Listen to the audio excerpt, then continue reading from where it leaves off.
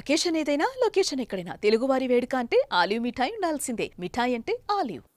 So ఇప్పుడు నేను ఆ దేశం కోసం ఎందుకు ఇంత తపన పడతానంటే, if borders are not secured, Kashmir భారతదేశం అదంచు దాడితే పాకిస్తాన్ వస్తుంది. ఆ హద్దులు బాగలేనప్పుడు దాని ప్రకంపనలు ఇక్కడ దాకా వస్తాయి. మియాన్మార్లో గొడవలు జరిగితే మనకు ఎందుకు అనుకోవడానికి లేదు. అక్కడి నుంచి రోహింగ్యాస్ వచ్చేసి ఇక్కడ మనకి ఆంధ్రాలో కూడా ఉంటారు చాలామంది. దాని ప్రకంపన మన దాని తాలూకు ఇంపాక్ట్ మనకి ఏముంటుంది అనుకుంటే, ఒక 10 సెంట్లు భూమి ఉంటేనే, రోజు 2 సెంట్లు భూమి ఉంటేనే మనం ఎంత తెలుస్తాం. అలాంటిది కంట్రీ సరిహద్దుల్ని మనం చూసుకోకపోతే నాయకులుగా వచ్చే ఉపద్రవాలు ఇలా ఉంటాయి. మన దేశం ఎప్పుడు కూడా చాలా మెత్తని దేశం. ఉగ్రవాదులకి ఎందుకు సమాధానం చెప్పలేం. మీరు నిజంగా ఆవిడ పడ్డ బాధ చూస్తే ఇంత కనికరం అవసరం లేదు ఉగ్రవాదుల మీద అనిపించింది. నిర్దాక్షిణ్యంగా తీసేయాలన్నా. ఆవిడ అన్న మాటలు, చంద్రమౌళి గారు మేము మన వైజాగ్లో కనుక, ఆయన retired employee, bank employee, retirement plan ఏం చేయాలో, పిల్లలు అమెరికా వెళ్ళిపోయి ఏం చేయాలో తెలియక ఆయన జస్ట్ ఒక 5 రోజుల కన్నా వెళ్తే ప్రాణాలు పోయినాయి. మీరు ఊహించుకోండి, మన సరదాగా చాట్ తిందామని చెప్పి హైదరాబాద్లో గోకుల్ చాట్కి వెళ్తే బాంబ్ బ్లాస్ట్ జరిగింది, ప్రాణాలు పోయినాయి. Simple chat. అలాగే పార్క్కి వెళ్దాం, లుంబినీ పార్క్ వెళ్ళి కూర్చుందాం పిల్లా పాపలతో అంటే బాంబులు పేలినాయి. అంటే ఉగ్రవాదం తాలూకు పంజ అన్నిటి మీద ఉంటుంది. దీంట్లో దాదాపు 26 మంది చనిపోయారు. ఈ గుర్రాలని తీసుకెళ్ళి ఒక్కతను మటుకు ఒకే ఆయన ముస్లిం. మిగతా 25 మంది 25 మెంబర్స్ హిందూస్. అది కూడా ఆయన ఎదిరించాడు. ఆ గుర్రాలను తీసుకెళ్లే వ్యక్తి ఉగ్రవాదులు ఎదిరిస్తే ఆయన చంపేశారనేది వార్త. అంటే కశ్మీరు మనందరం ఒక అందమైన లొకేషన్ చూస్తే మేము చాలాసార్లు, అంటే నాకు ఎందుకు కశ్మీర్ అనేది ప్రత్యేకంగా నాకు తగులుతూ ఉంటుందంటే, యాజ్ ఎ లీడర్ మీరందరూ కూడా, యాజ్ ఎ పొలిటికల్ పార్టీ స్టేక్ హోల్డర్స్గా మీరందరూ you have to read history. అంటే ఇవి భవిష్యత్తులో జరగకుండా ఉండాలి అంటే దాని తాలూకు కశ్మీర్లో తూటాలు పేలితే దాని ప్రకంపనలు ఇప్పుడు మన పార్టీ దాకా ఎలా వచ్చినాయో, ఇది దేశం అంతా ఇట్లాగే ఉంది పరిస్థితి. అంటే ఒక వాస్తవాన్ని వాస్తవంగా చెప్పడంలో తప్పే ఉంది అన్న. మన జర్నలిస్టులు కూడా మాట్లాడుతూ ఉంటే ఒక వర్గం మీద ఇంకో వర్గం అంటే మీరు ఎందుకు ఇంత లోపాయికారిగా మాట్లాడతారన్న.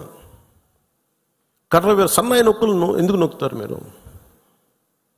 When you are targeted based on your religion, let us say it, చెప్దాం దాన్ని.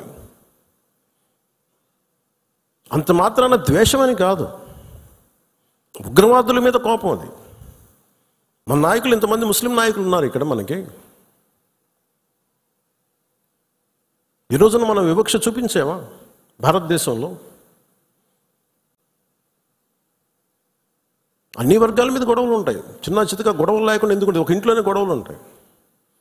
కానీ మన దేశం ఏర్పడిన విధానం మటుకు మన అందరూ అవగాహన చేసుకోవాలి. ఎందుకంటే ఎందుకు నేను 3 రోజులు సంతాప దినాలుగా ప్రకటించిన ఆ బాధ నాకు తెలుసు ఎలా ఉంటుందో. అప్పటికి మధుసూదన్ గారు చనిపోయిన సంగతి కూడా నాకు తెలియదు.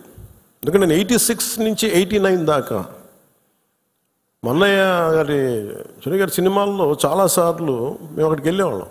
3 to 4, 86 to 89. ఇంకా కశ్మీర్ ఉగ్రవాదం ఇంకా పైకి ఇంకా వచ్చి తొలి దశల్లో 89లో స్టార్ట్ అయింది. ఇంకా 90sకి దాదాపు ఎన్ని వేల మందిని చంపేశారు. కొన్ని లక్షల మంది కశ్మీరీ పండిట్స్ని వలసపోయేలా చేశారు.